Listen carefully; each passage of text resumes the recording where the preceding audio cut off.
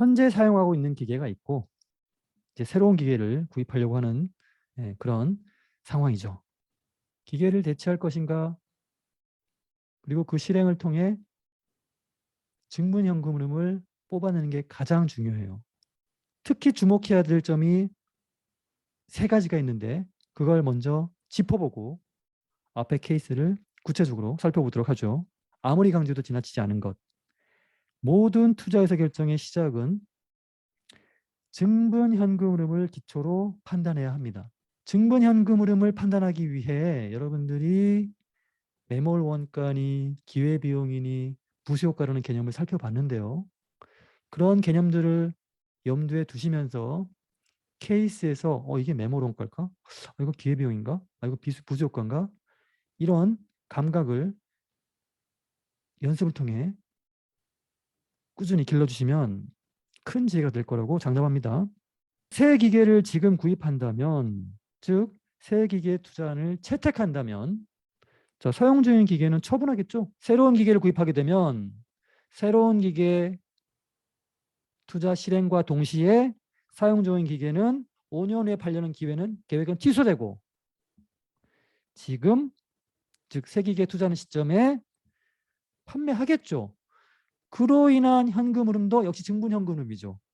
새 기계 투자에 대한 증분현금 흐름이다. 이 관점을 여러분들이 잘 잡고 자료를 하나하나 찬찬히 보면서 증분현금 흐름이 어떤 값을 갖는지 살펴봅시다. 기존 기계를 처분하고 새로운 기계를 구입해서 사용한다면 이 전제를 깔고 보셔야 됩니다. 기존 기계의 구입 가격 10만 원은요. 이거 증분현금일까요? 새 기계 들여온다고 해서 이 10만 원 돌려받을 수 있습니까? 새로운 기계 구입과 관련 없는 현금 흐름, 즉 과거에 발생한 새로운 의사결정에 있어 관련 없는 과거의 원가죠. 즉 매몰 원가입니다. 이 기존 기계에 대해서 이 구입 가격, 즉 취득 원가를 야금야금 썰어서 감가상각비로 매년 9천씩 인식을 했다는 거예요. 여기서 여러분들이 주의하실 건 새로운 기계를 구입하면 그 구입을 위해 지출한 취득원가 역시 야금야금 썰어 감가상각비로 인식할 거예요. 기존 기계의 감가상각비는 이제 더 이상 발생 안 하겠죠. 즉 감가상각비의 감소고요. 새로운 기계의 감가상각비가 발생하겠죠. 새로운 기계의 감가상각비가 발생하겠죠. 그러면 기존 기계의 감가상각비가 빠지고 그 자리를 금액은 다르지만 새로운 기계의 감가상각비가 들어오겠죠. 감가상각비가 줄거나 늘겠죠. 주의하실 건 여러분, 감가상각비 자체는 현금 지출이 없는 비용이니 얘는 증분현금 흐름에 고려할 필요 없겠네. 이렇게 생각하시면 짧은 생각이고 뭘 떠올리셔야 돼요. 감가상각비는 현금 지출이 없는 비용이지만 세법이 비용으로 인정하기 때문에 소득 금액을 줄여줘서 결국 세금이 줄어드는 감가상각비에 의한 세금 절약 효과가 있어요. 감가상각비 잘 추적하셔서 그 세금 절감 효과가 얼마가 나오는지를 꽉 주셔야 돼요. 기존 기계는 5년 전에 구입했고요. 현재 장부 금액은 5만 5천입니다.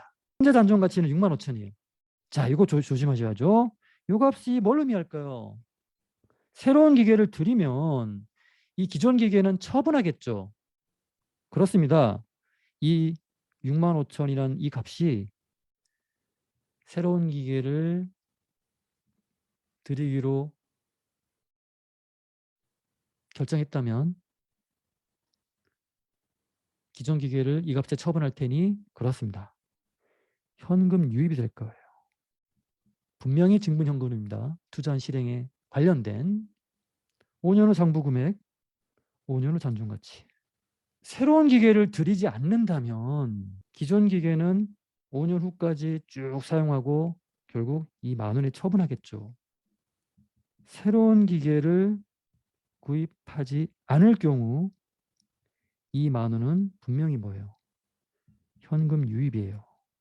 그런데 새로운 기계를 구입하기로 의사결정했다면 이 5년 후 만 원의 현금 유입은 사라지겠죠. 새로운 기계 구입으로 인해 현금 유입 만 원의 기회가 사라지는 거죠. 들어올 돈이 안 들어오는 거죠. 그렇습니다. 새로운 기계 구입에 따른 기회비용이 되는 거예요. 새로운 기계 구입을 결정했다면 지금 이 기계를 6만 5천에 처분할 것이고 현금 유입이죠. 대신 기회비용이 발생합니다. 새로운 기계 구입하지 않았다면 그 의사결정을 했다면 이 만 원은 들어올 거 아니에요. 근데 구입하기로 의사결정함으로써 이 만 원이 안 들어오는 거 아니에요. 기회비용이란 말이에요.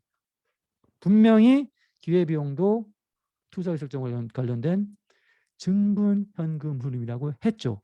결국 이 만 원이 새로운 기계 구입에 따른 기회비용으로서 현금 유출이라는 점을 여러분 명확하게 인식하셔야 돼요. 자, 이제 새로운 기계를 구입하기로 한다면 구입 가격이 15만 원이래요. 그러면 이 값이 바로 뭐가 됩니까? 현금 유출이죠.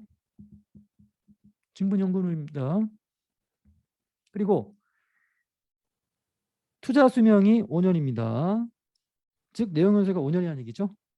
그러면 그리고 5년 후 잔존가치. 요 값이 뭘까요, 여러분? 추정 잔존가치겠죠. 지금 새로운 기계 구입해서 처분까지 생각 안 합니다, 우리. 여기서 5년 후 잔존가치 0이란 건 실제 잔존가치가 아니라 추정 잔존가치죠. 이 추정 잔존가치가 왜 필요합니까? 감가상각 대상 금액을 구해서 감가상각 대상 금액이 취득원가에서 추정 잔존가치를 뺀 값이잖아요. 그 금액이 감가상각 대상 금액이 이 새 기계에 대한 순지출, 순현금 흐름이니까 거기에 대해 우리가 정액법을 적용하고 내용연수를 적용해서 감가상각비를 계산하는 것이잖아요. 그래서 결국 이 내용연수 5년과 추정잔존가치를 준 건 감가상각비 계산을 위한 자료이겠죠.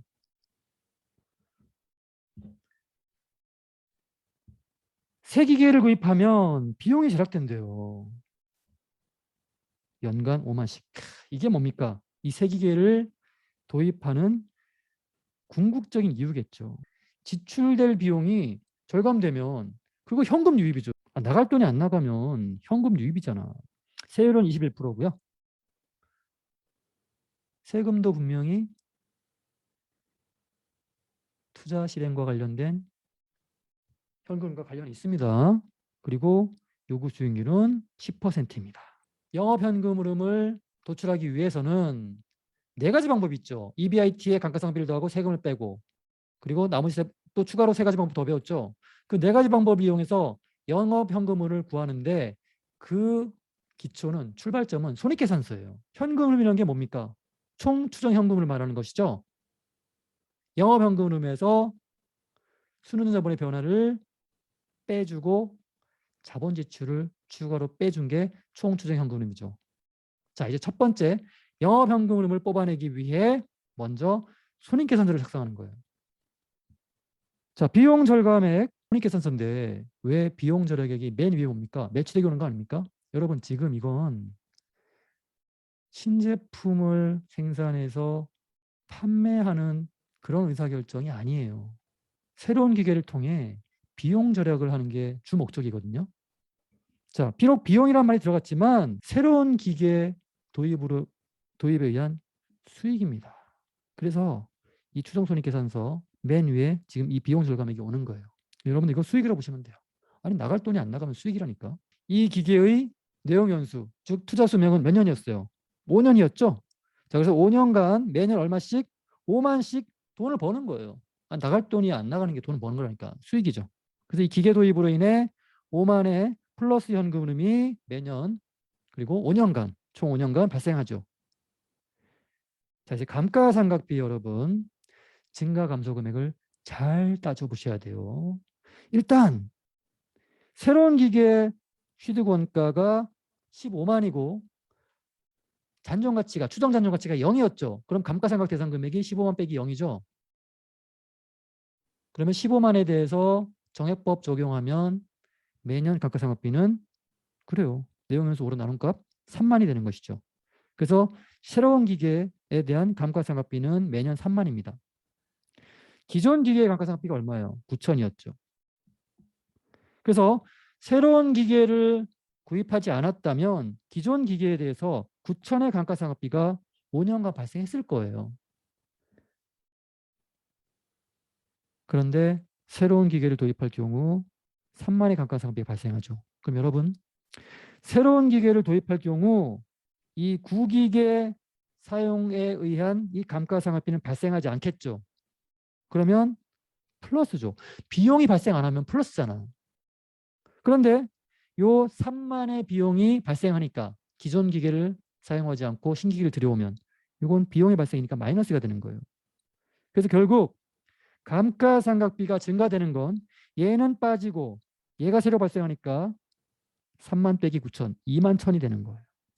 현금 지출이 없는 이 감가상각비, 왜 지금 현금 흐름 뽑아내는 데 있어 얘를 우리가 신경 써야 되는 거죠? 감가상각비 세법이 비용을 인정하니까 세금을 줄여주는 효과가 있잖아. 즉 감가상각비 법인세라는 세금을 절감해주는, 절약해주는 효과가 있기 때문에 얘도 엄연히 뭡니까? 증가 또는 감소할 경우 현금 흐름에 영향을 미친다고요. 감가상각비 법인세 절감 효과 때문에. EBIT라는 게 수익에서 비용을 뺀 엄연한 이익이죠. 그러면 사실상 수익이 증가하고 사실상 비용이 증가하니까 EBIT 역시 증가 감소하겠죠. 첫 번째 연도 먼저 살펴볼게요. 수익 5만이 발생하는 거지. 그리고 감가상각비라는 비용이 2만 천 증가하죠. 따라서 수익이 5만 원 증가하고 비용이 2만 천 순 증가하니까 결국 EBIT라는 이익이 증가하는 금액은 첫 번째 연도 2만 9천이에요. 자, 이런 식으로 두 번째 연도, 세 번째 연도 EBIT의 증가 금액을 구해보면 이렇게 쫙 숫자가 구해집니다. 여러분, 세금이라는 게 뭐죠? EBIT의 세율 곱한 값이죠. 그러면 EBIT가 증가하면 세금도 발생하게 마련이겠죠. EBIT가 증가하는 만큼, 이익이 증가하는 만큼 과세소득이 증가해서 당연히 세금이 증가합니다. 세금은 엄연한 현금 흐름이죠. 그래서 세금을 구해보면 세율이 21%였나요? 세율이 21%였네요. 자, 그러면 EBIT의 세율 곱한 게 세금이니까 21% 곱하면 EBIT에 그렇죠. 이런 세금이 발생합니다. NI 어떻게 구합니까? EBIT에서 세금을 뺀 값이 NI죠. 기존 기계를 처분하고 새로운 기계를 들여올 경우 어떤 수익과 비용의 증가 감소가 어떤 형태로 발생하는지를 우리가 손익계산 형태로 뽑아낸 거예요. 그러면 지금 우리가 투자안에 대한 의사결정을 하기 위해서는 현금을 뽑아내야 되는데 이 손익계산서로부터 영업현금을 뽑아낼 수 있는 것이죠. 네 가지 방법이 있죠. 일단 우리가 알고 있는 방법, 즉 EBIT에 감가상각비를 더하고 세금을 뺀 값이 영업현금이죠. 자, 그러면 EBIT 증가 감소 금액이 나왔죠. 거기에 감가상각비 증가액을 더하고 세금을 빼주면 영업현금 흐름의, 즉 증문현금 흐름이 나오는 거예요. 그래서 연도별 EBIT 증가액이 2만 9천이죠. 그럼 첫 번째 연도 영업현금으로 구해볼게요. 어떻게 구합니까? 첫 번째 연도 EBIT 거기에 감가상각비 거기에 세금을 뺀 거죠. 재미있는 건 여러분, 지금 이 새로운 기계 도입으로 인해 영업현금이 증가, 즉 증문현금을 구하는 것이죠. 그러면 EBIT도 얼마 증가해요? 첫 번째 연도 29,000 증가하는 거예요. 새로운 기계 도입으로 인해. 감가상각비 얼마 증가해요? 21,000 증가하는 거죠. 세금 얼마 증가해요? 6090 증가하는 거예요. 영업현금 흐름은 43910이 나옵니다. 투자 결정을 위해서 결국 증분현금 흐름을 뽑아내야 되는데 증분현금 흐름은 영업현금 흐름에서 순환자본의 변화를 빼고 자본지출을 빼면 나오는 값이죠. 자, 그 세 가지 중에 영업현금 흐름 43910을 구했어요. 딱 보니 그리고 지금 첫 번째 연도 영업현금 흐름의 증가, 즉 증분현금 흐름 43910이 나머지 2년, 3년, 4년, 5년에도 적용이 됩니다. 43910 영업현금 구했고 순운전 자본의 변화 이건 0이고요. 순자본 지출만 구하면 총 추정 현금 흐름을 구하는 것이죠. 이 총 추정 현금 흐름을 이용해서 우리가 5장에서 배운 NP법을 적용하는 것이죠. 그래서 채택할 것인가 기각할 것인가 결정하는 겁니다.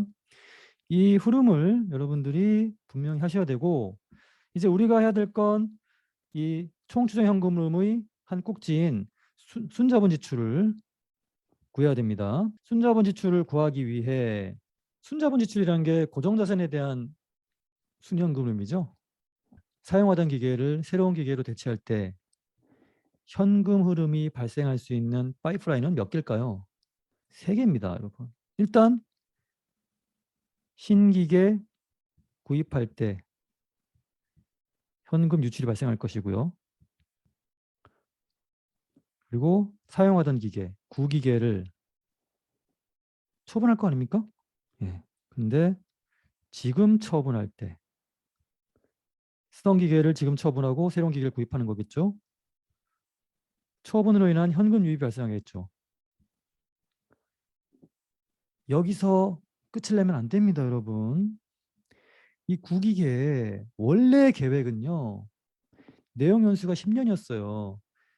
지금 새로운 기계를 구입할 것인가 말 것인가 의사결정인에 직면한 이 시점은 구기계 취득 후부터 5년이 지난 시점이에요. 원래 계획은 5년 더 구기계를 사용하고 그때 처분할 계획이었어요. 그때 구기계의 잔존시장 가치는 만이었습니다. 즉 구기계를 지금으로부터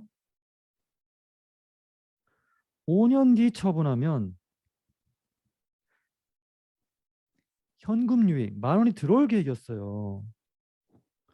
그런데 여러분 조심할 건 지금 처분할 경우에 이 10,000원은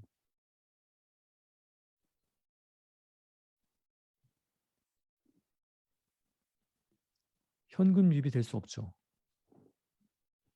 지금 처분하지 않는다면 이 10,000원은 현금 유입이죠.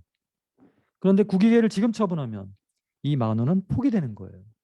즉 이 10,000원은 지금 구기계를 처분할 경우 포기될 가치인 거죠. 그걸 우리 배웠죠? 그걸 뭐라고 합니까? 기회비용입니다. 즉 구기계를 지금 처분하는 이 의사결정을 할 경우 이 10,000원은 들어올 돈이 안 들어오게 되는 거니까 결국 현금 유출이라는 거예요. 자, 결국 자본 지출 현금 흐름은 이 세 꼭지라는 걸 여러분들이 개념 정립하시고 자료를 들여다보셔야 돼요. 이거 프레임 잡지 않고 자료 들어가면 패매입니다. 새 기계 구입에 따른 현금 유출 15만입니다. 기존 기계를 지금 처분할 경우 자 조심할 건 세후 현금 흐름이죠. 추정 잔존 가치와 처분 시 실제 잔존 가치가 불일치할 경우 처분 금액 온전히 들어오는 게 아니고 세금 효과 때문에 처분 시 발생하는 세금만큼 더해지거나 빼진 금액이 들어온다는 거예요. 그 금액을 여러분들이 계산해낼 수 있어야 됩니다. 처분 이익이 발생할 경우에는 처분 금액에서 처분 이익 곱하기 세울 만큼 세금이 차감되어 나머지 금액이 유입되는 것이죠. 처분이익이 언제 발생합니까? 장부 금액보다 처분 금액, 즉 처분 시점의 실제 잔존 가치가 시장 가격이 클 경우에 처분이익이 발생하죠. 그러면 기존 기계에 대해서 과연 처분이익이 발생하는지 처분 손실이 발생하는지를 따져봐야 돼요. 현재 장부 금액은 5만 5천입니다. 그런데 현재 잔존 시장 가치는 6만 5천이네요. 장부 금액 5만 5천짜리를 6만 5천에 처분하니까 아하, 처분 이익이 발생하겠네요. 6만 5천에 장부 금액 5만 5천짜리를 6만 5천에 파니까 얼마만큼? 10,000원만큼 처분 이익이 발생하는 것이죠. 이 10,000원에 세율 곱하면 그 금액이 얼마입니까? 2,100이죠. 처분 금액에서 이 2,100만큼 차감된 금액이 얼마? 62,900이 세후 현금흐름이 되는 것이죠. 세기계 구입에 따른 15만 현금 유출, 사용하던 기계 지금 처분에 따른 현금 유입 62,900. 또 하나 있다고 했죠, 여러분? 구기계를 원래 지금으로부터 5년 더 뒤에 팔려고 했어요. 그때 처분 가치가 만이었어요. 그런데 5년 뒤가 아니라 지금 사용하던 기계를 처분함으로써 이 5년 뒤 10,000원의 현금 유입은 포기되어야겠죠. 기회비용입니다. 따라서 이 10,000원은 기회비용으로서 사용하던 기계를 지금 처분할 경우 포기되어야 하는 가치, 즉 현금 유출인 거예요. 그리고 이 기계를 처분할 때에도 처분 이익이나 처분 손실이 발생되면 세금 효과가 발생하겠죠. 그 세금 효과가 가산되거나 차감된 세후 현금이 들어오게 돼 있어요. 그런데 5년 후 잔존시장 가치는 그렇죠. 5년 후 장부 금액과 동일합니다. 그 얘기는 처분 손익이 발생하지 않는 것이죠. 따라서 세금 효과가 있다 없다? 없죠. 그 얘기는 이 10,000원은 온전히 그대로 발생한 현금이죠. 그런데 이 10,000원은 다시 한번 말씀드리지만 지금 기계를 처분함으로써 포기되어야 하는 가치, 기회비용이죠. 기회비용은 현금 유출입니다. 이걸 여러분들이 명확하게 정리를 해 주셔야 돼요. 결국 순자본 지출 금액은 세 꼭지였는데 15만의 현금 유출, 그리고 62,900의 현금 유입, 그리고 10,000원의 기회비용이고, 중요한 건 여러분 이 현금 흐름들의 발생 시점이 매우 중요합니다. 왜냐하면 화폐는 그 발생 시점에 따라 가치가 달라지잖아요. 같은 금액이라도. 즉 화폐의 시간 가치 때문에 그래요. 15만 현금 유출은 투자한 실행 시점, 즉 0년도에 발생하고요. 새로운 구기계 처분으로 인한 현금 유입 역시 0년도에 발생합니다. 하지만 기회비용 10,000원은 0년도로부터 5년 뒤인, 그렇죠. 5년 차에 발생하는 현금 유출이라는 걸 잊지 마셔야 되고요. 각 연도별 증분 영업현금 흐름 손익계산서로부터 추출해낼 수 있었죠. EBIT로 출발해서 감가상각비를 더하고 세금을 빼준 금액, 그 금액이 바로 43910이 되는 것이고, 증분 자본 지출 15만 0년도 15만 현금 유출 62,900 현금 유입이니까 계산하면 81,100의 현금 유출이죠. 그렇게 81,100의 0년도 시점 증분 자본 지출 81,100이죠. 그리고 5년 뒤 증분 자본 지출, 그 포기되는 기회비용 있죠? 10,000원 현금 유출입니다. 요거 여러분 잘 틀리십니다. 잘 빠뜨려요. 순원전 자본의 변화는 언급이 없으니까 변화가 없는 것이죠. 그렇죠? 예, 자, 그러면 드디어 연도별 증분 현금 흐름을 우리가 구해낼 수 있는 것이죠. 이게 총 추정 현금 흐름이에요. 그래서 이렇게 시점별 총 추정 현금 흐름을 우리가 구해낼 수 있는 것이죠. 이 현금 흐름을 이용해서 5장에서 배운 투자한 평가 기법을 적용합니다. 뭐 NPE법이나 IRR법 적용해서 이 투자안이 기업 재무 관리의 목적인 기업 가치를 증가시키는지를 따져보셔서 투자안을 채택할 것인가 기각할 것인가 결정하면 되는 것이죠. 자, 현금 흐름이 주어지면 우리 뭐 엑셀을 이용해서 NPV, IRR 얼마든지 구할 수 있어요. 자, 그렇게 해서 NPV를 먼저 구해보면 NPV가 73144. 아, 중요한 건 뭡니까, 여러분? 0보다 크다는 거죠. 그러면 투자안을 채택하면 그 얘기는 새로운 기계를 구기계를 처분하고 새로운 기계를 구입해서 사용하는 게 기업 가치를 증가시키는 거죠. 당연히 IRR은 요구 수익률보다 크겠죠. 기계를 새 기계로 대체해야 됩니까? 라는 질문에 답할 수 있죠. NPV가 0보다 크므로 대체하는 것이 즉 구기계를 새로운 기계로 대체하는 것이 기업 가치를 증가시키는 것이기 때문에 대체해야 되는 거죠. IRR이 요구 수익률 10%보다 크니까 역시 IRR법 관점에서도 새로운 기계로 대체하는 것이 기업 가치를 증가시키는, 극대화시키는 것이죠. 주제는 달라졌지만 적용하는 프레임은 똑같아요.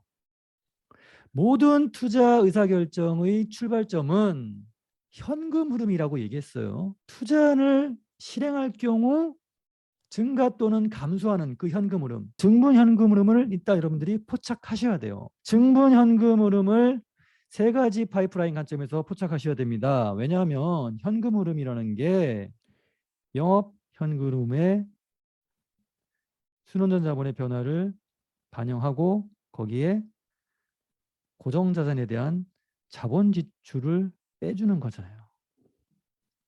증분 현금 흐름이라는 게 결국 이들 세 항목의 변화를 의미하는 거죠.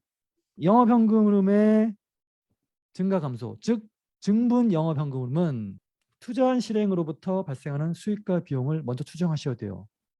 수익과 비용을 모아놓은 표가 손익계산서죠. 결국 영업 현금 흐름의 즉 증분 영업 현금 흐름을 여러분들이 뽑아내시려면 발생하는 수익과 비용, 즉 추정 손익계산서를 먼저 뽑아내셔야 돼요. 그 추정 손익계산서로부터 우리가 배웠던 네 가지 방법 중에 하나를 여러분들이 골라셔가지고 영업현금을 계산하시면 되고요. 진정한 영업현금을 구하기 위해서는 순원전 자본의 변화가 발생하면 그것까지 반영을 해야 된다는 것. 자본 지출은 세 가지 파이프라인이 있다고 했죠. 고정자산을 이제 구입해야겠죠. 그리고 쓰던 시스템이 있으면 처분해야겠고 그리고 기회비용이 발생할 수도 있습니다.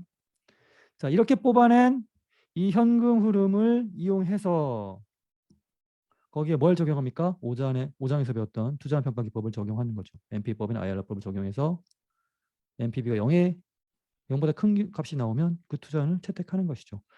그 의사결정하는 이 프로세스는 그대로입니다. 단지 이 프로세스에 담을 아이템, 주제만 달라진 것뿐이에요. 일단 자료를 하나하나 보면서 어떤 증분현금 흐름이 발생하는지를 체크하고 영업현금 흐름, 순환자본의 변화, 자본지출의 변화까지 정확하게 순서대로 계산을 해냅시다. 20만을 주고 컴퓨터 재고관리 시스템을 구입할까 고민 중이다. 이 20만이 바로 시스템 구입비, 즉 자본지출이 되겠죠. 이 시스템은 4년의 수명, 내용 연수가 4년이네요. 감가상각비 계산을 위한 자료겠죠. 감가상각법은 정해법이고요. 수명이 끝날 때 장부상 잔존 가치는 0이래. 이게 뭡니까 결국? 추정 잔존 가치겠네요. 그러면 취득원가가 얼마? 이 시스템의 취득원가가 20만이고 추정 잔존 가치가 0이죠. 결국 감가상각 대상 금액이 즉 요 금액이 바로 뭐예요? 이 시스템에 대한 순현금 흐름, 순지출이 되겠죠. 쓴 만큼 감가상각비로 비용 인식하는 것이죠. 내용연수가 4년이니까 매년 감가상각비는 내용연수 4년으로 나눈 값이 되겠죠. 감가상각 대상 금액을. 그러면 감가상각비는 5만으로 계산이 되겠네요. 뭐 감가상각비, 연간 감가상각비 계산하고 갑시다. 그런데 또 뭘 주어졌어요, 지금? 바로 수명이 끝나는 시점에 시장 가치를 줬네요. 3만입니다. 그러면 여러분, 수명이 끝날 때 장부상 잔존 가치는 0이죠. 즉 내용회수 종료 시점에 장부 금액은 0일 거예요. 그런데 그때 내용회수 종료 시점에 시장 가치가 얼마래요? 3만이래요.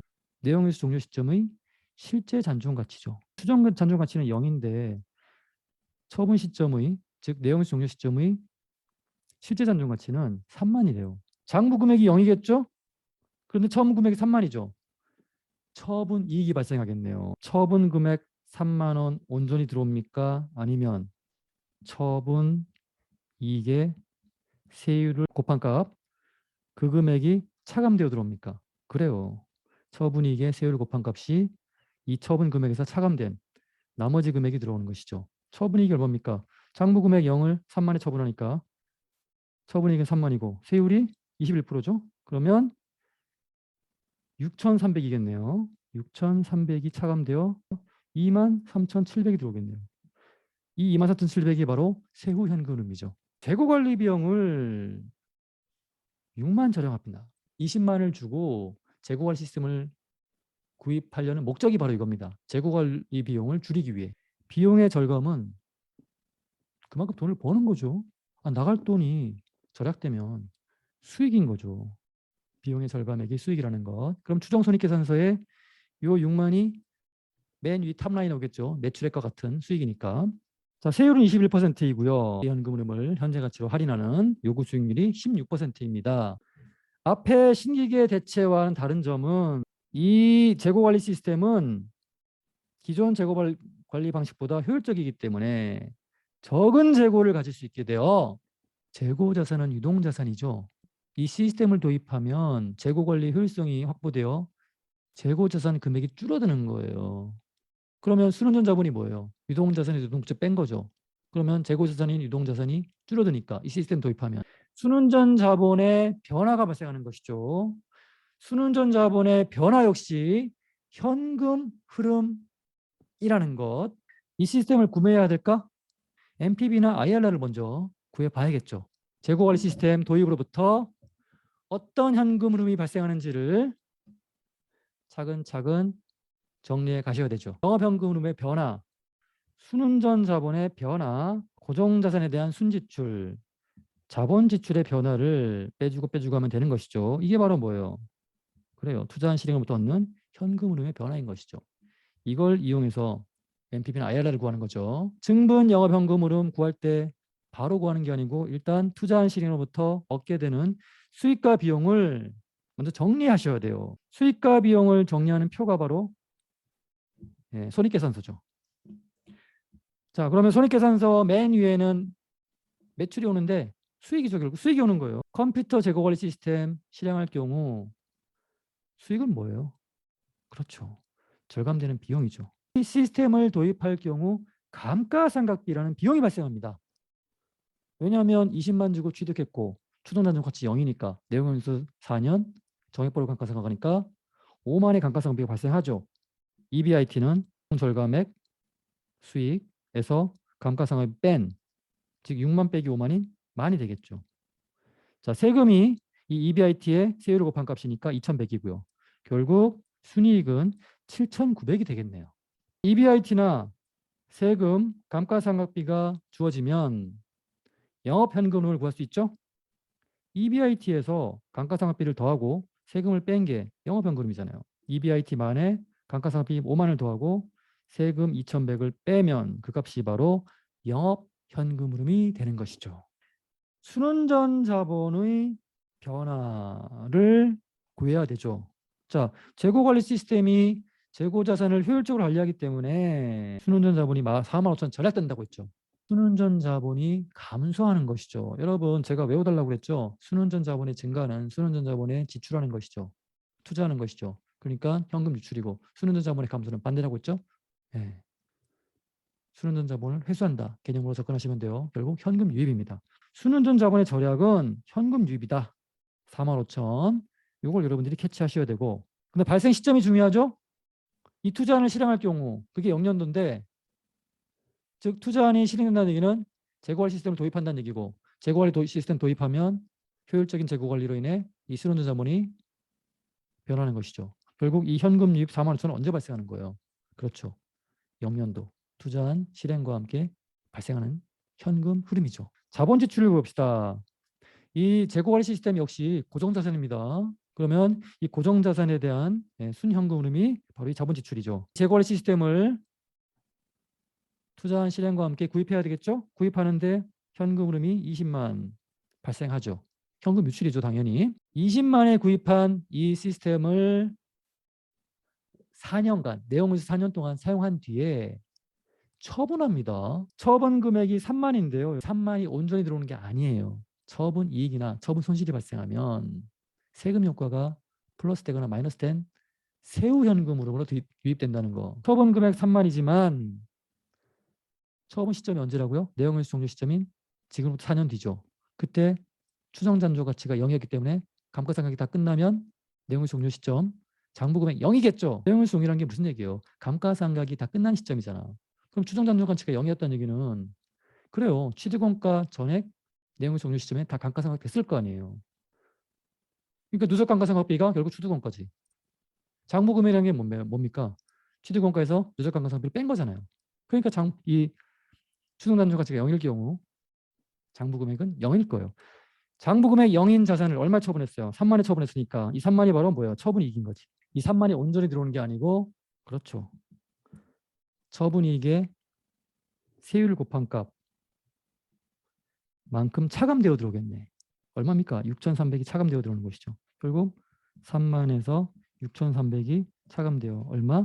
23,700이 들어오는 것이죠. 그래서 세후 현금이라는 게 여러분, 이렇게 계산된다는 거, 이렇게 계산하셔도 되고요. 이렇게 또 계산된다는 거 뒤에 가서 많이 나옵니다. 미리 좀 한번 연습해 보세요. 자, 그럼 이제 우리 다 구했죠. 영업현금 흐름 구했고 얼마였어요? 57,900이었고 순환전 자본의 변화로 인해 현금 유입 45,000 발생하고 자본 지출이 얼마? 23,700과 현금 유입입니다. 그리고 20만의 현금 유출이 있다는 것. 자, 이걸 이제 표로 정리해 봅시다. 영업현금 흐름이 발생하죠. 매년 얼마씩? 그렇죠. 57,900씩 내용연수인 4년 동안 영업현금이 쭉 현금 유입이 발생할 것이고요. 순환전 자본의 변화는요, 재고관리 시스템 도입으로 인해 효율적 재고관리가 가능해져 순환전 자본이 감소하게 되죠. 순환전 자본의 감소는 현금 유입이라고 했고, 여러분 이거 잘 틀립니다. 뭡니까? 이 순환전 자본이 발생하면요, 반드시 그 투자 수명이 종료되는 시점에 반대의 현금이 발생한다는 거. 이걸 여러분들이 꼭 잊지 마셔야 돼요. 그러면 투자한 개시와 동시에 순환전 자본의 감소가 일어나면, 즉 현금 유입이 발생하면 투자한 종료되는 시점에 다시 그 반대의 그러나 금액은 같은 순환전 자본의 변화가 발생하는 것이죠. 즉 투자한 개시와 함께 순환전 자본의 감소가 이루어졌지만 투자한 종료 시점에 순환전 자본의 증가가 일어나서 현금 유출이 발생한다는 거예요. 이거 정말 잘 틀립니다, 여러분. 자, 그러면 여러분 좀 이해가 안 가는 게, 아니 어차피 그러면 발생할 거 반대가 발생하면 이거 둘이 결국 0 아닌가요? 이건 왜 고려해야 됩니까? 여러분 화폐 시간 가치 지금 45,000과 4년 뒤 45,000은 액면 금액은 같지만 현재 가치로 환산해 보면 차이가 발생합니다. 현금 흐름에 영향을 미치는 것이죠. 순현금 흐름에. 자, 자본 지출은요, 투자한 개시와 함께 재고관리 시스템을 20만에 구입할 때니 현금 유출 20만, 그리고 투자 수명이 다하는 시점, 즉 내용인수 종료 시점에 투자안을 이 재고관리 시스템을 처분할 거 아니에요. 그러면 들어오는 현금 유입액은 처분이니까 현금 유입액이 발생하겠죠. 23,700이고.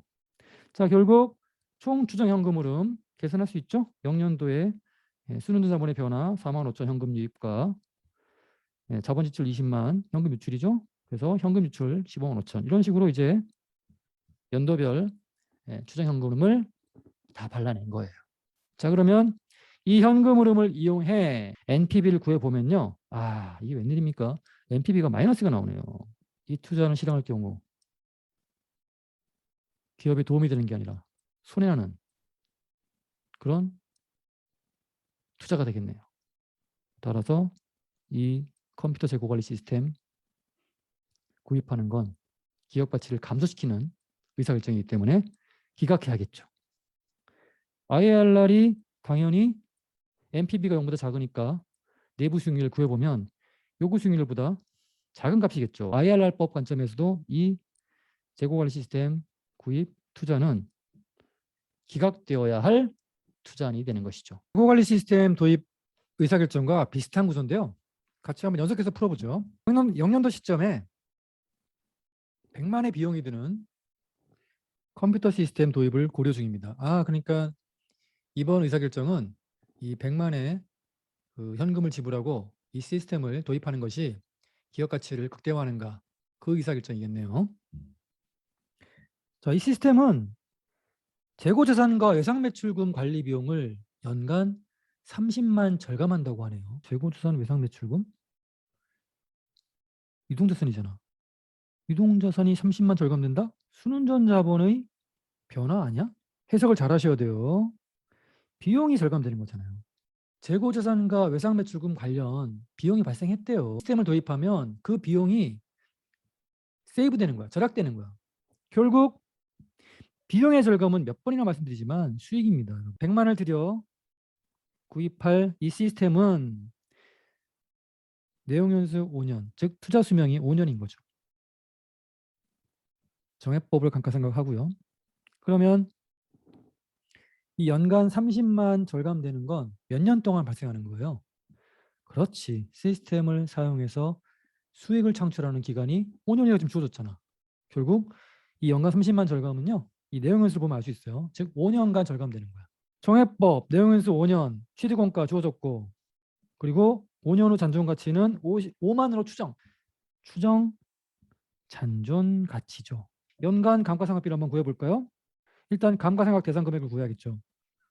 취득원가가 100만 원이고 감가상각 대상 금액은 취득원가에서 추정 잔존 가치를 뺀 거죠. 추정 잔존 가치 5만이죠. 그럼 이게 감가상각 대상 금액이고 그 의미는 뭐예요? 이 고정자산 컴퓨터 시스템 도입을 위한 순지출, 순현금 흐름이죠. 그러니까 쓴 돈이에요. 쓴 돈만 비용으로, 즉 감가상각비로 인식해야 되는 거 아닙니까?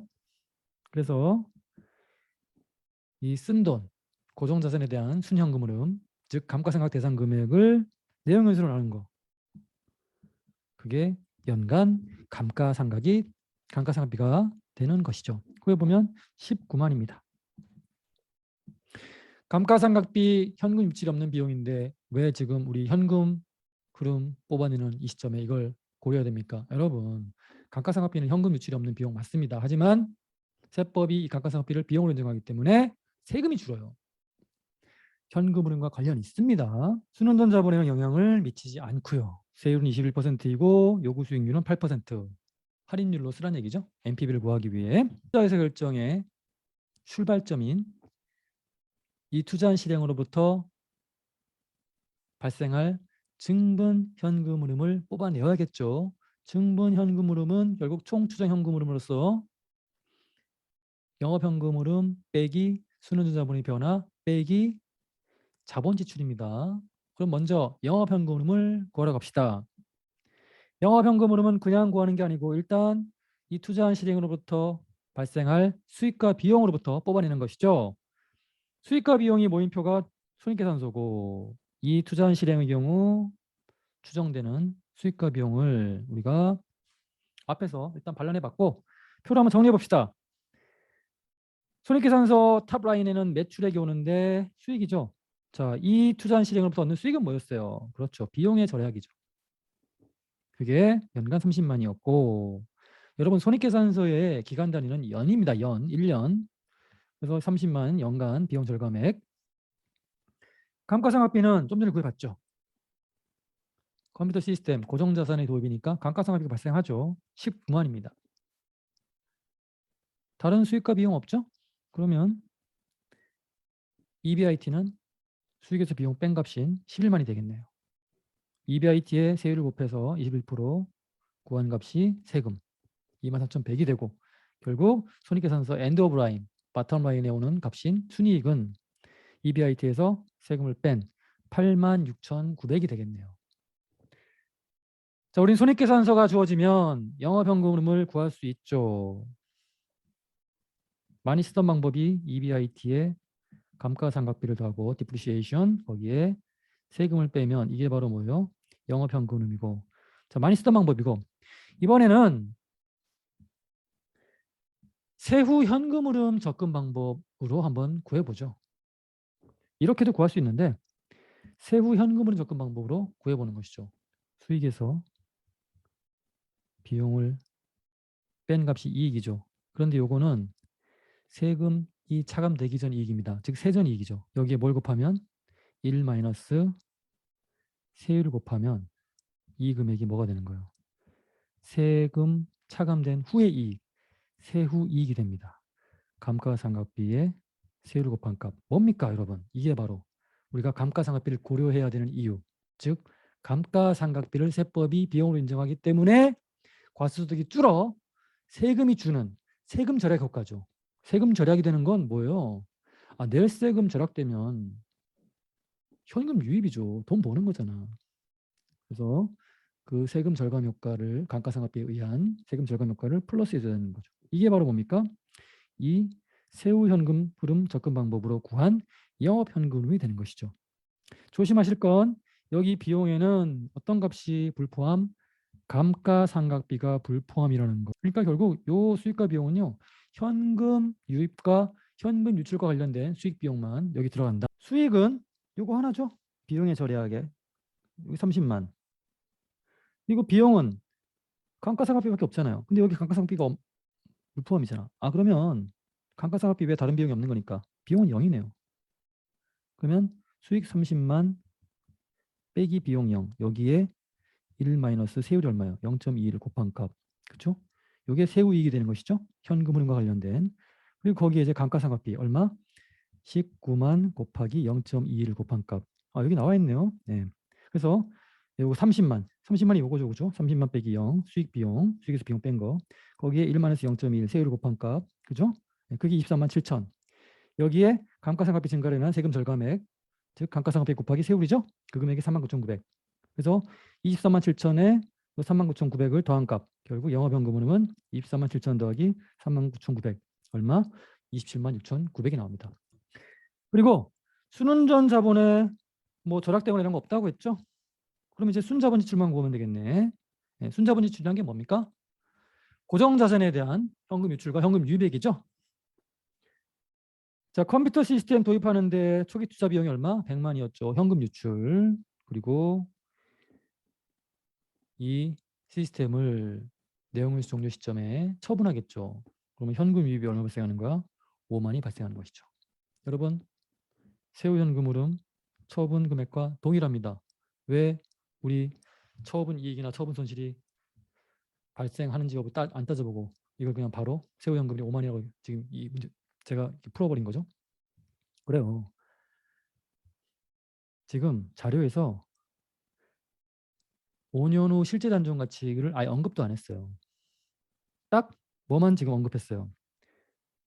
추정 잔존 가치만 5만 자료를 제시했어요. 그 얘기는 5년 후 실제 잔존 가치도 이 추정 잔존 가치와 동일하다는 얘기예요. 달랐으면 자료를 제시했겠죠. 자, 결국 이 시스템 처분 시점의 실제 잔존 가치와 취득 시 추정한 추정 잔존 가치가 일치하기 때문에 처분 손익이 발생하지 않는 것이죠. 그 얘기는 처분 금액이 온전히 더 들어오는 거지. 그래서 결국 세후 현금 흐름은 처분 금액과 같은 금액이 되는 거예요. 자, 우리 그러면 영업현금 흐름과 순자본 지출 다 구했으니 총 추정 현금 흐름을 이제 표로 한번 정리해 볼게요. 영업현금 흐름은 연도별 276900 발생하고 순운전 자본의 변화는 없다고 했죠. 자본 지출이 예, 투자한 개시 시점인 0년도에 100만 현금 유출을 발생하고 예, 투자한 종료 시점인 종료 시점에 5만 현금이 발생하죠. 결국 시점별 총 추정 현금 흐름을 구해보면 이렇게 구해집니다. 자, 이제 결국 뭐예요? 우리가 현금 흐름을 다 구한 거죠. 그러면 이 현금 흐름에 현금을 기초로 5장에서 배운 투자평가 기법을 적용하는 거죠. 여러 투자평가 기법 중에 1등, 2등인 NP법과 IR법을 적용하는 거죠. NPV를 구해보니 플러스가 나오네요. 139611 양의 값이죠. 따라서 NPV가 0보다 크므로 이 시스템을 도입하는 것이 기업 가치를 극대화하는 거죠. 따라서 채택하는 게 맞고요. NPV가 0보다 크니까 IRR이 당연히 요구 수익률보다 8%였나요? 네. 큰 값이 나오겠죠. 역시나 IRR을 구해봤더니 13.04%가 나옵니다. 이 현금으로는 또 구한 거예요. NPV IRR. 네. 따라서 역시 IRR 역시 요구 수익률보다 크니까 IRR법 관점에서도 NPV법과 마찬가지로 컴퓨터 시스템을 도입하는 게 기업 가치 극대화를 이루는 것이기 때문에 이 투자안을 채택하는 게 옳은 결정인 거죠. 기업 실무에서 많이 쓰이는 그 프라이싱의 문제거든요. 가격 책정. 뼈대만 갖춘 트럭 플랫폼을 구입해서 고객의 요구에 맞춰 튜닝해서 트럭을 만들어 파는 기업이 매년 5대의 그러면 4년이면 총 20대겠네요. 튜닝된 트럭을 공급할 기회를 갖게 되는 것이죠. 튜닝된 트럭 한 대당 공급 가격을 얼마로 결정해야 될까? 트럭 플랫폼 하나당 구입 가격 만에 구입합니다. 원재료가 되겠죠? 변동비가 되겠죠? 생산량에 비례해서 증가하는 비용, 변동비죠. 트럭 개조를 위한 공간이 필요하겠죠. 그 시설을 빌려 쓰나 봐요. 연 24,000원을 지불합니다. 이 임차료는 튜닝 트럭 생산하는 그 생산량에 상관없이 고정된 비용이죠. 한 대 튜닝하는데 작업자가 필요하겠죠. 월급을 줘야겠죠. 인건비, 트럭 플랫폼 외에 어떤 부품들 있죠. 그런 기타 재료비가 4,000입니다. 한 대 튜닝 트럭 만들어낼 때마다 발생하는 4,000씩 따박따박 발생하는 변동비가 되겠죠. 연간 총 비용은요. 1년에 5대씩 생산하잖아요. 한 대당 변동비가 2개죠. 원재료 만과 인건비와 기타 재료비. 연간 몇 대 만들어요? 5대 만들죠. 요 금액이 바로 연간 변동비가 되겠죠. 그리고 연간 고정비가 24,000이니까 연간 총 비용은 94,000입니다. 새로운 장비를 구입해야 되고 고정자산이죠. 6만을 지출해야 됩니다. 자본 지출이죠. 자본. 내용연수 4년입니다. 4년 동안 트럭을 공급해서 수익을 창출하잖아요. 따라서 투자 수명은 4년입니다. 내용연수가 4년. 정액보호로 감가상각을 하고요. 투자 수명이 끝날 때의 잔존 가치는 0이고 투자 수명 끝날 때 실제 잔존 가치, 실제 시장 가치가 5천입니다. 자, 그러면 요 잔존 가치는 추정 잔존 가치가 되고요. 이 추정 잔존 가치는 감가상각 대상 금액을 구할 때 쓰죠. 감가상각 대상 금액은 취득원가에서 추정 잔존 가치를 뺀 값이고 실제 시장 가치는 처분 금액이 되는 거죠. 자, 그런데 이 추정 잔존 가치와 실제 잔존 가치가 틀리죠. 불일치하죠. 그러면 어떤 일이 발생하죠? 그렇습니다. 처분 시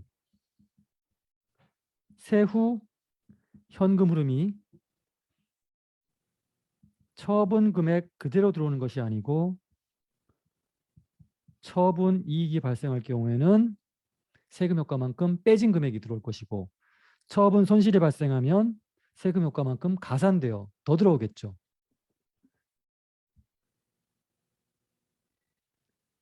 내용연수 종료 시 고정자산의 장부 금액은 추정 잔존 가치라고 했어요. 그러면 내용연수 종료 시 장부 금액은 0일 것이고 투자 수명 끝날 때 실제 시장 가치가 5천이니까 5천에 처분할 거 아니에요. 장부 금액 영원의 고정자산을 5천에 처분하니까 처분 이익이 발생하죠. 따라서 처분 시 세금 효과는 처분 이익의 세율을 곱한 값만큼 차감된 금액이, 즉 세후 현금 흐름은 처분 금액보다 작은 금액이 유입되겠네요. 얼마인가요? 계산해 볼까요? 처분 금액은 세후 현금 흐름 구하고 있습니다. 세후 현금 흐름, 처분으로 인해 세금 효과까지 차감된 뒤의 금액, 세후 현금 흐름을 구해보는 거예요. 그러면 처분 5천에 처분하지만 처분 이익 때문에, 처분 이익이 얼마예요? 5천. 거기에 세율을 곱한 값, 세율이 20%네요. 21%네요. 그럼 21%를 곱한 값 얼마인가요? 네, 1,050이 차감되어 결국 세후 현금 흐름은 3,950이 유입됩니다. 원재료 재고 자산이죠. 그리고 원재료 외 기타 운전 자본이라고 했어요. 그러면 이게 결국 뭘 말하는 겁니까? 순운전 자본에 투자한다는 얘기예요. 순운전 자본이 투자로 인해 증가하겠죠. 그 얘기는 현금 유출을 의미합니다. 순운전 자본의 변화가 발생하면 반드시 투자의 수명이 종료되는 시점, 즉 내용연수가 종료되는 시점에 반대 부호의 현금 흐름이 발생한다는 것이죠. 투자 개시와 동시에 순운전 자본에 대한 투자, 즉 순운전 자본이 증가하는, 즉 현금 유출이 발생하는데 꼭 빼먹지 말아야 할 건 여기에 추가하여 종료 시점에 같은 금액의 현금 유입이 발생한다는 것, 즉 순운전 자본의 감소가 발생한다는 걸 잊지 마셔야 됩니다. 투자에 대한 요구 수익률은 20%이고요. 투자는 평가할 때 NPV 등을 적용해야 되니까 미래 현금 흐름을 현재 가치로 할인해야겠죠. 그때 할인율로 쓰라는 20%. 모든 투자 의사결정에 있어 출발점은 현금 흐름이라고 얘기했어요. 아무리 강조해도 지나치지 않습니다. 그러면 현금 흐름, 증분 현금 흐름은 세 꼭지로 구성이 되죠. 영업 현금 흐름, 순운전 자본의 변화, 자본 지출이죠. 영업 현금을 구하기 위해선 우리가 이 투자한 실행을 통해 발생하는 수익과 비용을 손익계산서 형태로 정리를 해야 됩니다. 그런데 이 튜닝된 트럭을 지금 얼마의 공급 가격으로 납품해야 될지 하는 게 연간 매출이라는 게 5대를 대당 얼마에? 지금 그 가격을 우리가 지금 결정하려고 하는 거예요. 이게 연간 매출일 거 아니에요. 이 납품 가격을 지금 얼마로 해야 되는지에 대한 의사결정이기 때문에 매출을 금액으로 추정할 수가 없어요. 그 얘기는 수익과 비용으로부터 영업현금을 추정해야 되는데 손익계산서의 탑 라인에 오는 유일한 수익인 매출을 추정할 수가 없어요. 그 얘기는 영업현금 흐름이 금액으로 추정이 안 되는 것이죠. 일단 그러면 연도별 영업현금을 일단 미지수로 둘게요. 다른 현금 흐름을 하나하나씩 또 추적해 보죠. 자본 지출 보면 새로운 장비 구입하는데 6만의 현금 유출이 발생하는 거 자료 그대로 가져온 거고요. 이 6만을 들여 사온 장비를 내용인수 종료 시점에 처분합니다. 처분 시 세후 현금 흐름 아까 구했죠? 3,950의 현금 유입이 발생하고요. 결국 요 두 덩어리 현금 흐름이 자본 지출이 될 거고요. 순운전 자본의 변화 0년도 시점에 4만의 순운전 자본에 대한 투자가 있어야 된다고 했죠? 현금 유출입니다. 순운전 자본의 증가, 순운전 자본의 발생은 반드시 그 반대 부호의 증감이 투자 종료, 투자 수명이 종료되는 시점, 즉 내용의 종료 시점에 발생합니다. 따라서 초기에 4만의 현금 유출이 발생하죠. 순운전 자본 관련해서. 그러면 내용의 종료 시점인 4년 뒤에 반드시 반대의, 즉 현금 유입에 4만의 현금 유입이 발생한다는 걸 꼭 챙기셔야 돼요. 자, 그러면 이 세 꼭지의 현금 흐름을 표로 정리해 볼게요. 영업현금 흐름은 일단 매출이 추정되지 않기 때문에 OCF로 두기로 했고, 순운전 자본의 변화는 자, 투자 개시 시점 명년도에 순운전 자본의 투자 4만, 그래서 마이너스 현금 흐름 4만이 발생하고 내용이 종료 시점에 플러스 4만이 발생합니다. 자본 지출은요. 투자 개시 시점에 6만의 현금 유출, 그리고 처분으로 인해 3,950의 현금 유입이 발생하고, 결국 총 추정 현금 흐름은 이 영업 현금 흐름에서 순환 자본의 변화를 빼고 자본 지출을 뺍니다. 그러면 결국 영년도 시점 현금 흐름, 그리고 연도별 현금 흐름이 쭉 나옵니다. 연 5대를 대당 얼마의 가격으로 총 4년간 납품할 것인가, 그 납품 가격을 결정하는 거죠. 이 납품으로 인해 손해를 보지 말아야겠죠. 손해를 안 보려면 이익이 0이란 얘기예요. 그럼 이익이란 게 수익에서 비용을 뺀 거잖아요. NPV를 생각해 보세요. 수익이 뭐였습니까? 미래 현금 흐름을 할인율로 할인한 현재 가치였죠. 그리고 초기 투자 비용 뺀 게 이익인데, 그 이익이 0이 되는 시점이 바로 손해도 안 보고 이익도 안 보는 시점이잖아요. 그럼 일단 NPV가 0이 되는, 즉 이익이 0이 되는 그때의 납품 가격을 계산해 보는 거예요. 그 납품 가격보다 비싸게 납품하면 이익이 생기는 거 아니야. 플러스일 거 아니야. 결국 NPV가 0이 되는 그 순간의 납품 가격이 내가 입찰할 때 제시해야 될 최소 입찰 가격이구나. 그 금액보다 낮은 금액으로 입찰하면 나 손해보는구나. 이 입찰 가격, 최소 입찰 가격을 결정하는 게 바로 바로미터가 되는 거지. 얼마에 입찰할까의 기준이 되는 거죠. PB가 0이 되는 시점의 입찰 가격이 최소 입찰 가격이라는 요 프레임을 포착하는 게 굉장히 중요한 아이디어죠. NPV가 0이 되게 하는 입찰 가격을 계산해 봅시다. 1년차, 2년차, 3년차 현금 흐름은 연금 형태인데 요 아이만 지금 연금이 아닌 거죠. 플러스 43950만 그쵸? 없다면 이거 연금이 되잖아요. 그러면 얘를 숫자니까 4390만 떼가지고 현재 가치로 환산해 버리는 거예요. 그러면 연금만 남겠죠. 그럼 계산이 쉬워집니다. 4년 차의 이 43950의 현재 가치를 초기 투자액에서 초기 투자액이 마이너스니까 이 4390 플러스잖아요. 그럼 43950을 영년도 시점에 현재 가치로 환산하면 마이너스 10만에 플러스가 더해지니까 결국 차감되는 거죠. 43950을 할인율 20%를 이용해 4년차 현금, 미래현금이니까 할인하면 여기 4승이 되겠죠. 그렇게 해서 얘는 원래 마이너스입니다. 투자 비용이니까. 얘는 플러스예요. 그 둘이 이제 상쇄되니까 금액이 어떻게 돼요? 7880이 됩니다. 이 현금 흐름은 연금 형태로 깔끔하게 정리가 되는 것이죠. 요 미래 현금 흐름을 현재 가치로 환산한 게 수익일 거고요. 요게 비용이죠. OCF에 뭘 곱해주면 연금 계수 단 조건이 4년 할인율 20%에 연금 계수를 곱해주면 바로 이 미래연금 내 덩어리의 현재 가치가 계산이 되는 것이죠. 그리고 수입이죠. 요 금액, 요 영가 계수를 우리 표로부터 추출해 보면 2.58873이고요. 수익은 OCF 곱하기 2.58873이 되고요. 비용은 78805죠.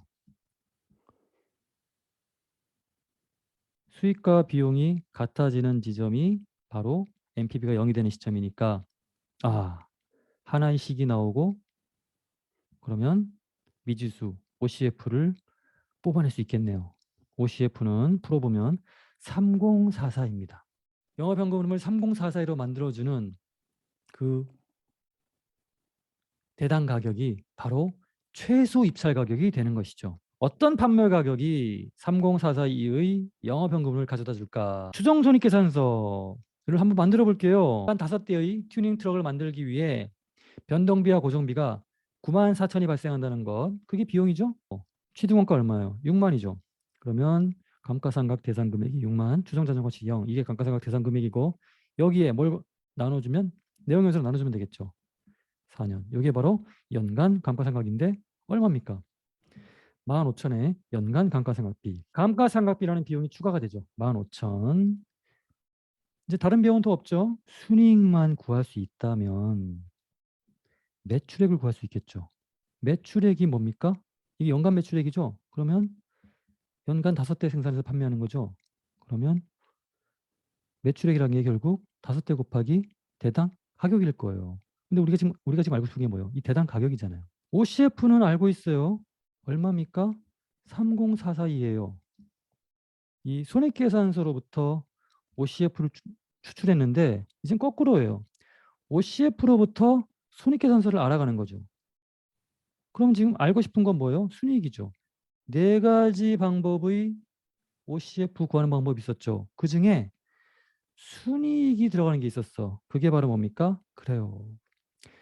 바텀업 어프로치가 있었죠. 즉 순이익으로부터 출발해서 영업현금을 도출하는 방법이 있었죠. 그래서 우리가 지금 알고 싶은 게 순이익이니까 오케이. 순이익으로부터 영업현금을 쫓아가 보면 근데 영업현금은 구했죠. 3044이잖아요. 자, 순이익에 뭘 더하면 영업현금이 나왔죠? 감가상각비를 더하면 영업현금이 나왔잖아요. 자, 감가상각비는 우리가 알고 있어요. 얼마? 15,000입니다. 영업현금 알고 있죠? 3044예요. 그러면 순이익이 얼마? 15442로 계산이 됩니다. 매출액에서 비용을 빼고 감가상각비를 뺀 거에 세율을 곱한 게 세금이에요. 매출에서 비용을 빼고 감가상각비를 빼고 거기에 세율을 곱한 게 세금이에요. 그죠?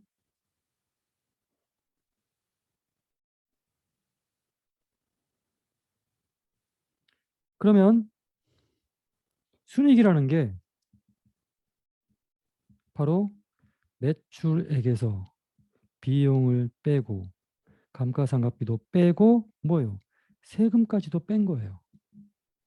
그러면 요거를 여기다가 넣으면 요게 지금 공통인수잖아요. 아, 복잡하네요. 그죠? 얘를 한번 A로 치환해 볼게요. 그러면 결국 A 빼기 세금이 순이익인데 세금이 뭘로 표현돼요? 그렇죠. A 곱하기 세율인 거예요. 그러면 결국 A로 공통인수를 묶어버리면 1-0.21이 되네요. 이게 바로 뭐예요? 순이익인 거죠. 그럼 여러분 A가 뭡니까? 그래요. 요 값이죠. 비용을 우리가 알고 있죠. 94,000. 감가상각비 얼마예요? 15,000이죠. 순이익이 얼마였어요? 1544이죠. 그래서 이게 1544이죠. 아, 우리가 원했던 매출을 구할 수 있는 식을 뽑아냈네요. 하나의 식 그리고 미지수 매출 하나니까 이거 방정식 풀면 매출액을 구할 수 있겠죠. 구해보면 128546입니다. 식까지 다 전개해 드렸으니까 직접 계산을 해보셔야 됩니다. 그래서 매출액이 128546인데 이 128546에서 128,546이 어떻게 구해지는 거죠? 그래요. 연간 매출액인데 연간 5대를 X라는 가격으로 납품할 때 매출액이 128546이죠. 한 대당 입찰 가격은 128546을 5로 나눈 값 25709가 되는 거예요. 25709의 정체가 무엇인가요? 한 대당 이 튜닝된 트럭을 25709로 결정해서 납품을 하면 딱 NPV가 0인 거예요. 즉 수익과 비용이 일치하는, 즉 이익이 0인 거예요. 25709의 가격으로 연간 5대씩 4년간 총 20대를 납품할 경우에 이익은 제로인 거예요. 25709보단 가격을 더 높게 책정해야 이익이 되는 것이죠. 목표 이익을 정하고 25709를 기준으로 그 목표액을 충족하는 가격을 새로 측정하면 돼요. 그렇게 해서 입찰 가격은 정하겠죠. 어쨌든 2570구는 어떤 가격입니까? 그래요. 최소 25709를 받아야 그 가격에 납품을 해야 똔똔이구나. 이익이 0이구나. 25709보단 가격을 더 크게 써야 되는구나. 만약에 이 입찰에 참여하는 경쟁업체가 25709보다 낮은 가격으로 입찰하려고 그래요. 그럼 여러분 이 입찰에 참여하면 돼요? 안 돼요? 안 돼요. 일단 25709보다 경쟁 기업이 낮은 가격으로 쓰니까 내가 입찰에 성공하려면 25709보다 낮은 가격에 써야 되잖아. 그러면 손해잖아요. 그러면 입찰 안 되는 게 좋은 거지. 자, 이 최소 입찰 가격 25709를 이용해서 적정 입찰 가격을 결정할 수 있는 것이죠. 수명이 다른 투자안을 평가하는 기법을 배워보죠. 동일 연간 비용이라는 개념이 얼마나 유용한지를 케이스를 통해 확인해 봅시다. 압축기를 사용하여 부품을 생산하는 기업이 있대요. 압축기가 다를 때마다 새 압축기로 기존 압축기를 교체한다고 합니다. 압축기 A는요, 구입 비용이 100이고 이걸 또 가동하는데 연간 10의 비용이 들어갑니다. 2년마다 교체를 해줘야 돼요. 압축기 B는요, 140의 구입 비용이 들어가는데 살 때는 비싸지만 연간 가동 비용은 또 압축기 A보다 작고요. 수명이 3년입니다. 세금은 없다고 가정하고 할인율이 10%입니다. 압축기 A를 구입해야 할까요? 압축기 B를 구입해야 할까요? 압축기 A를 쓰든 압축기 B를 쓰든 benefit, 즉 뭐 수익이겠죠. 수익은 동일해요. 그런데 지금 뭐가 문제냐면 비용이 차별적인 거예요. 타임테이블을 그려서 어떻게 비용이 발생하는가 볼게요. 만약에 압축기 A를 만약에 선택하잖아요. A 구입을 해야 돼요. 그리고 매년 10의 비용이 가동하는 데 들어갑니다. 수명이 2년이니까 2년간 이런 비용이 발생하죠. B는요. 압축기 B는 몇 년? 3년입니다. 140에 구입을 해야 되고요. 대신 연간 가동 비용은 싸고 압축기 A보다, 그리고 몇 년간? 수명이 3년이에요. 압축기 A와 압축기 B의 이 비용들의 현재 가치를 계산해 볼게요. 압축기 A 비용의 현가는 이렇게 계산이 됩니다. 마이너스 117.36이에요. 압축기 B의 비용의 현가는 할인율 10%로 할인해서 마이너스 159.89의 비용이 발생하는 것이죠. 압축기 B를 쓰는데 비용이 더 들죠. 압축기 A를 쓰는 게 더 싸게 돈이 드네. 그럼 압축기 A를 써야겠네. 문제는요. 이 마이너스 117.36이 2년간 쓰는데 들어가는 비용이에요. 얘는요. 3년간 쓰는데 들어가는 비용입니다. 수명이 달라요. 이 비용을 들여 압축기 A를 쓸 것인가? 이 비용을 들여 압축기 B를 쓸 것인가? 이 수명이 다른, 지금 우리가 선택해야 될 선택 가능한 두 투자, A를 살 것인가 B를 살 것인가 압축기, 지금 수명이 다른 거예요. 압축기 A는 2년, 압축기 B는 3년. 계속해서 압축기를 새로 구입해야 되잖아요. 한 번으로 끝나는 게 아닙니다.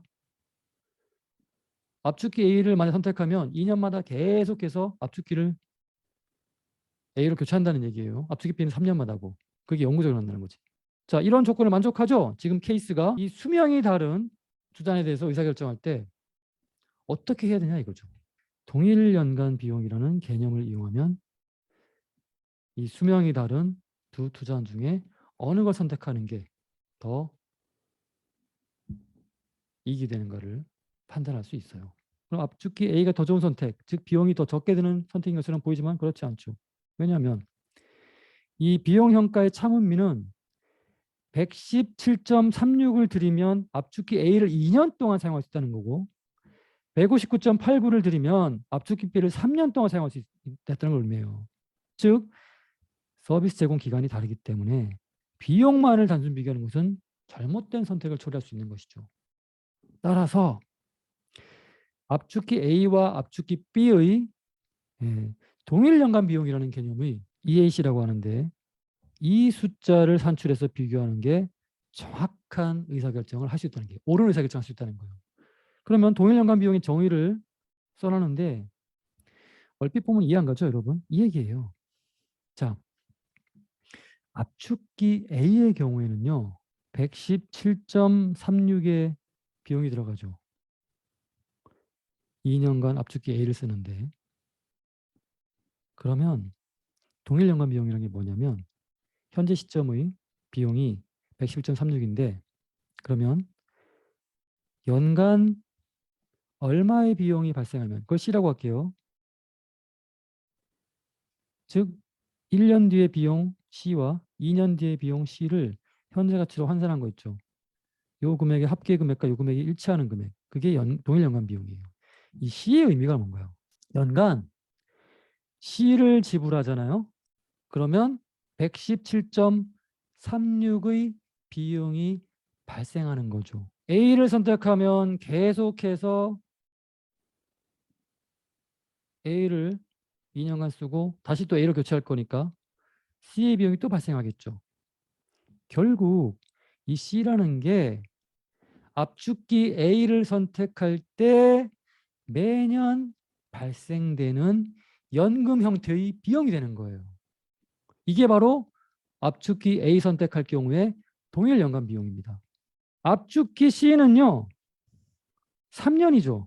압축기 B의 경우에는 159.89의 비용이 들어가는데 역시 뭡니까? 동일 연간 비용을 구해요. 그래서 이 비용의 현재 가치를 구하고 그 합계 금액이 일치되는 C를 산정하는 거죠. 그러면 C를 구해요. 이 C가 뭘 의미하는 거예요? 압축기 B를 선택할 경우 C라는 비용을 3년 들이면 압축기 B를 3년간 쓸 수 있는 거죠. 그리고 C를 교체할 거 아니에요? B를 교체할 거 아니에요? 수명이 다 됐으니까 다시 또 C의 비용을 들여가지고 또 압축기 B를 사서 3년간 쓰는 거예요. 결국 요거는 CA라고 할게요. 이거 CB라고 할게요. CA의 의미가 뭐냐면 압축기 A를 선택하고 2년마다 압축기 A를 수령이 당하니까 새로 구입해서 2년마다 교체를 하죠. 그걸 영구적으로 계속 하는 거야. 그러면 매년 얼마의 비용이 발생하는 거예요? CA의 비용이 발생하는 거예요. 압축기 B도 마찬가지죠. 자, 이게 동일 연간 비용인데 동일 연간 비용의 의미가 뭐겠어요? 그렇죠. 간단히 얘기하면 결국 압축기 A를 선택해서 영구적으로 사용한다면 연간 동일한 비용인 CA가 발생한다는 거예요. 압축기 B를 선택할 경우 영구적으로 연간 발생하는 비용은 CB라는 거예요. 이 둘을 비교해서 의사결정하면 어느 게 더 비용이 적게 드는 압축기인지를 정확하게 판단하는 거예요. 117.36과 이 CA 두 덩어리죠. 요 연금이죠. 요 CA 곱하기 PVIFA 연금 개수를 곱해주면 2년이죠. 그리고 할인율은 10%죠. 그러면 요 두 덩어리의 미래연금의 현재 가치가 나오죠. 그 현재 가치와 117.36이 같아지는 그 CA가 바로 동일 연간 비용이에요. 동일 연간 비용 압축기 A의 경우 동일 연간 비용이 67.62입니다. 비용이니까 마이너스죠. 압축기 B의 EAC 같은 식으로 구하면요. 마이너스 64.2고요. 압축기 A를 선택해서 영구적으로 이제 사용한다면 압축기 A의 경우에는 연간 67.62가 꾸준히 같은 금액으로 발생한다는 거예요. 압축기 B는요. 압축기 B를 선택해서 영구적으로 사용한다면 연간 동일한 비용인 64.29가 발생한다는 거예요. 비용이니까 마이너스 달고 있죠. 적게 드는 게 좋은 거죠? 같은 효과를 내는데 비용이 적게 드는 게 이익이 극대화되는 거 아닙니까? 따라서 압축기 B가 더 이익이 되는 그런 선택이 되겠네요. 동활연간 비용을 적용해서 어떤 바른 의사결정을 할 수 있는지를 한번 경험해 봅시다. 동일연간 비용 EAC 개념을 이용하면 수명이 다른 두 투자안 중 어떤 투자안이 어떤 의사결정이 더 좋은 의사결정인지를 판단할 수 있습니다. 자, 수명이 짧은 배터리가 있어요. 수명이 몇 년? 3년입니다. 수명이 짧은 대신 초기 비용은 36이 들어가고요. 연간 충전 비용이 100이 발생합니다.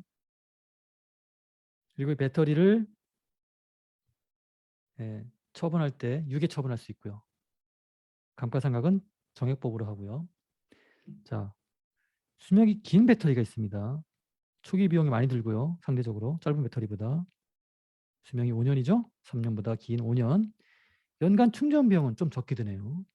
기대 안정 가치는 동일합니다. 감가상각법도 동일하고요. 자, 두 배터리는 계속해서 교체됩니다. 동일 연간 비용을 이용해서 경제적 수명이 다른 이 두 투자안 중 어느 투자안이 비용이 적게 드는지를 우리가 결정할 수 있는 것이죠. 두 배터리의 차이가 매출액에 영향을 주지 않는다. 그 얘기는 무슨 얘기예요? 수명이 짧은 배터리를 쓰든 수명이 긴 배터리를 쓰든 수익에 영향이 없다는 얘기예요. 그러면 판단 기준은 오로지 어느 배터리가 비용을 적게 들이고 그죠? 동일한 수익을 얻느냐. 그런 의사결정이 되는 것이죠. 미래현금흐름을 현재 가치로 하기 위한 할인율이 15%이고 세율은 21%입니다. 수명이 짧은 배터리에 대한 현금 흐름을 한번 구해볼게요. 영업 현금 흐름을 먼저 계산해 볼게요.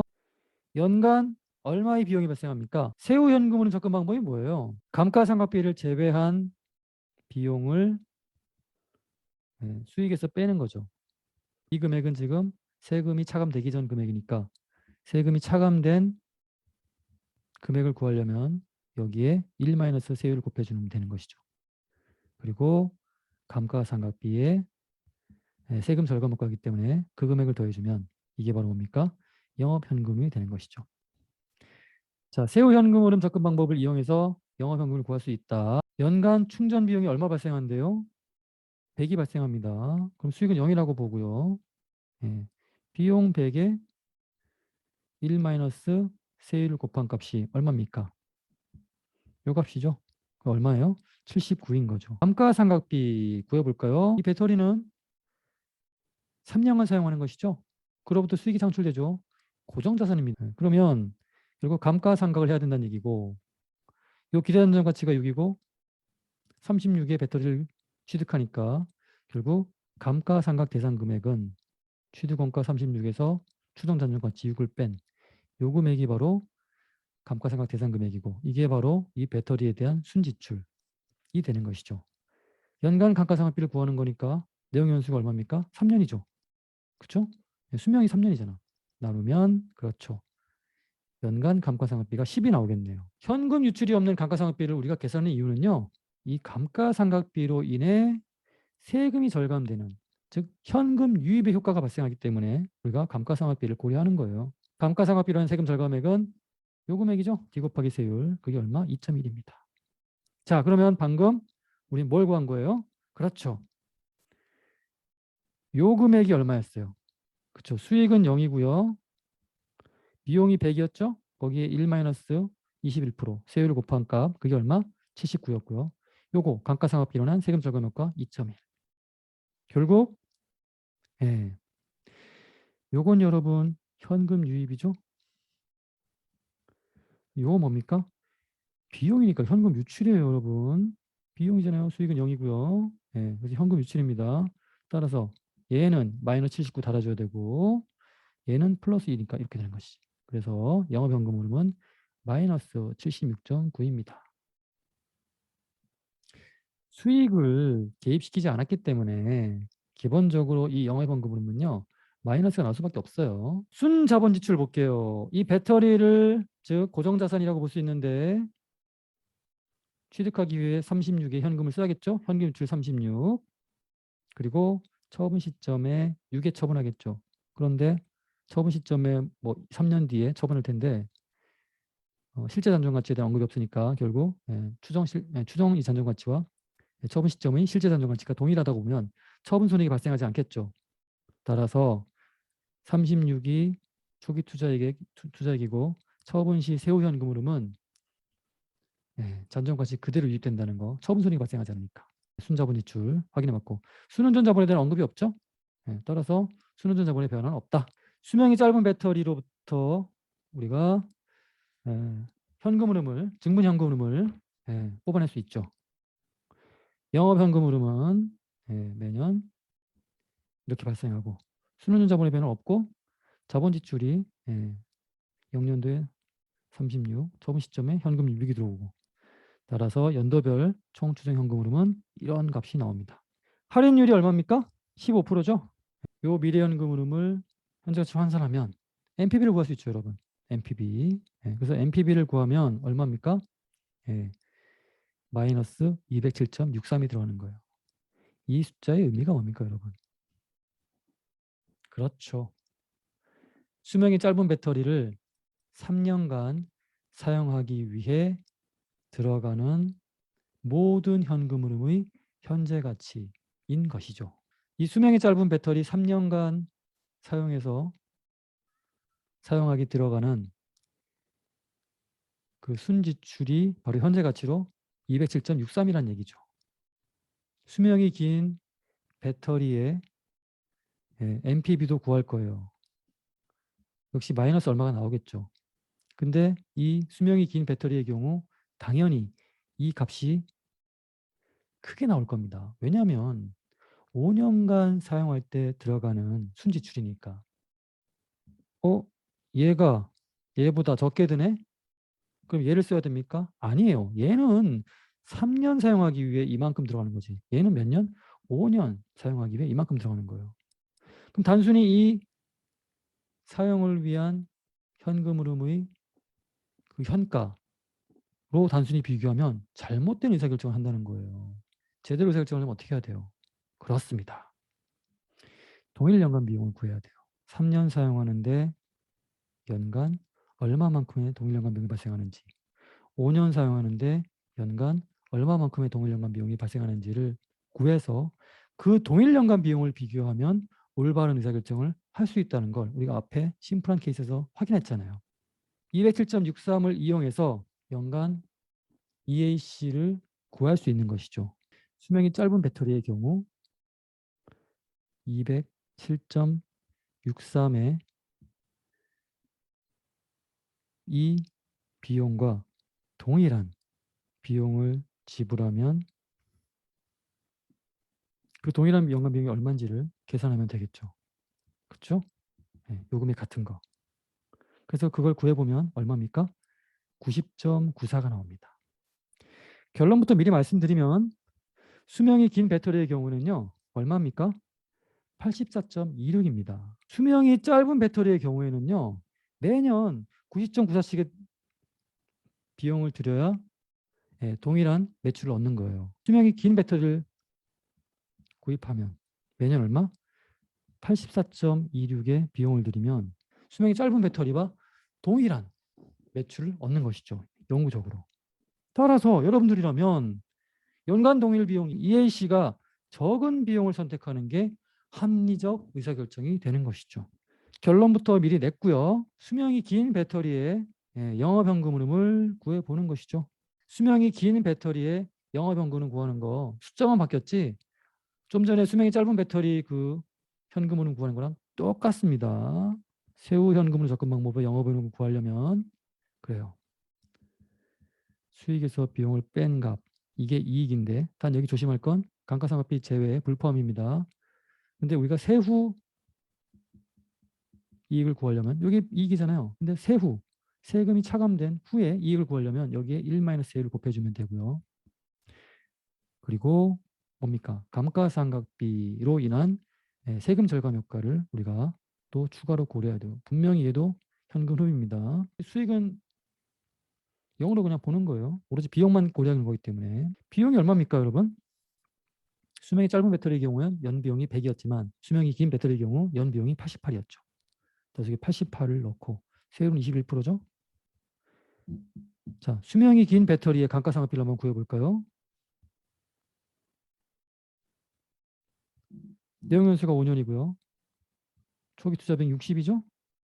예, 기대전증가치 6이니까 감가상각 대상 금액은 요 금액이 되고 내용 연수가 5년이니까 이걸 5로 나누면 정액법이니까 예, 10.8의 연간 감가상각비가 계산이 됩니다. 요 연간 감가상각비가 10.8이고 세율이 21%니까 요 금액이 바로 예, 감가상각비로 인한 세금 절약 금액이 되는 것이죠. 자, 결국 OCF를 구하면 조심할 건 여러분 요건 뭡니까? 현금 유입이에요. 세금이 줄어드는 거잖아요. 현금 유입입니다. 얘는요 비용이잖아. 현금 유출이라는 거 조심하셔야 돼요. 요 금액을 구해보면요 바로 요 금액입니다. 계산되어 있네요. 그렇죠? 예. 69.5이고요. 요 금액 구하면 예, 요 금액이죠? 예, 2.268. 따라서 OCF는요. 즉 수명이 긴 배터리를 선택할 경우 영업현금 흐름은 마이너스 69.5 비용이니까 마이너스고요. 얘는 세금 절감 효과니까 플러스입니다. 플러스 2.168 더해서 얼마? 마이너스 67.252가 나오죠. 수명이 긴 배터리 고정자산이라고 할 수 있죠. 60에 그렇죠. 초기 투자 비용이 발생하고 자본 지출입니다. 지금 고정자산이잖아요. 네. 그리고 처분 가치 6에 즉 이 수명 종료 시점에 6이 처분되어 현금 유입이 되겠죠. 얘는 현금 유출, 얘는 현금 유입이죠. 자, 처분 시점에 실제 잔존 가치가 제시되었지 않으니까 결국 추정 잔존 가치인 6으로 처분된다라고 보시면 되고요. 따라서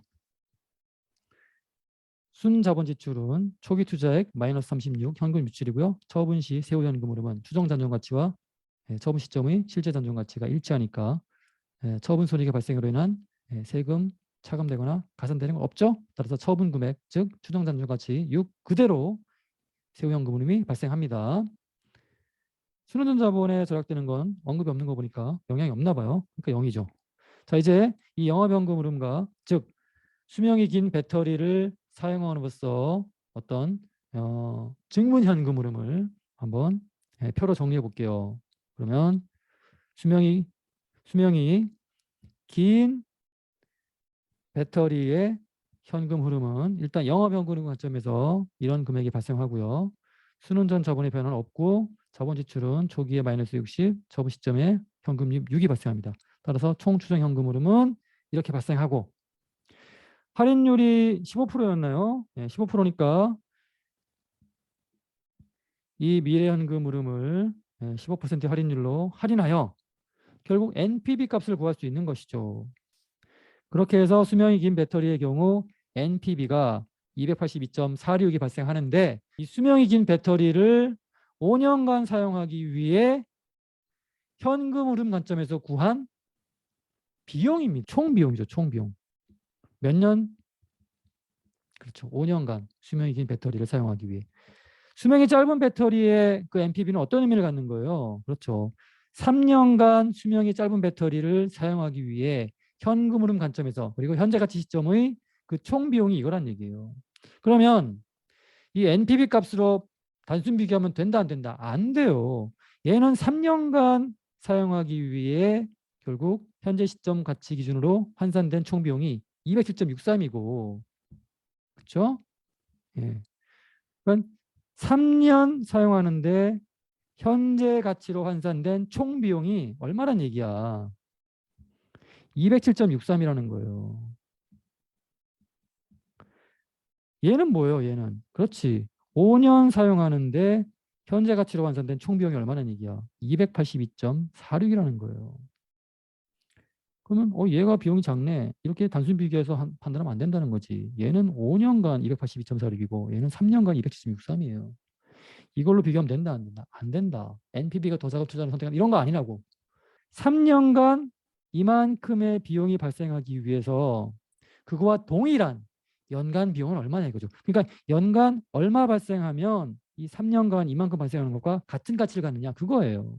그래프로 그리면 수명이 짧은 배터리의 경우 연간 얼마만큼의 이 동일한 연간 비용이 발생하면 그 비용의 현재 가치가 요 세 개의 현재 가치가 이 207.63과 같게 되냐 이거지. 그때의 C1을 구한 거예요. 그리고 이걸 계속해서 반복할 테니까 C1이 즉 수명이 짧은 배터리를 선택할 경우 이 C1이 계속해서 발생하겠죠. 영구적으로. 수명이 긴 배터리의 경우에는요. 그래요. 5년이죠. 아이고 기네. C2라고 합시다. 수명이 짧은 배터리, 수명이 긴 배터리 선택할 경우 동일 연간 비용을. 그러면 이것들의 현재 가치가 얼마와 동일하는 282.46와 동일해지는 C2를 구할 수 있잖아요. 그 C2가 뭐냐면요. 그래요. 매년 C2를 들이면 이 총 비용과 같은 가치를 갖는 비용이 연간 발생하는 거예요. 그러면 수명이 긴 배터리 선택하면 계속해서 발생할 거 아니야. 그럼 C2가 계속해서 발생하는 거지. 결국 수명이 짧은 배터리를 선택할 경우에 C1만큼의 연간 비용이 발생하는 거예요. 수명이 긴 배터리를 사용할 경우에 C2만큼의 연간 비용이 발생하는 것이지.